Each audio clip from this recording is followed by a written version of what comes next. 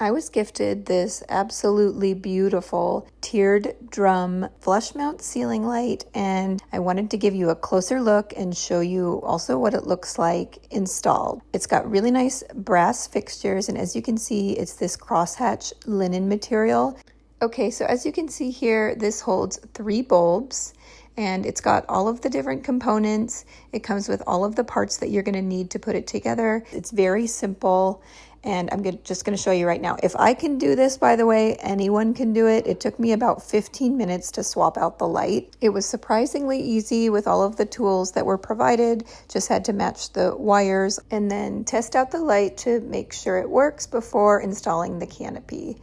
Super, super easy, and look at that. I just love the way it looks. I love that crosshatch linen. It matches my lamps perfectly in this room. I love this tiered drum design, and it just really elevates my space, and I'm so happy with the quality.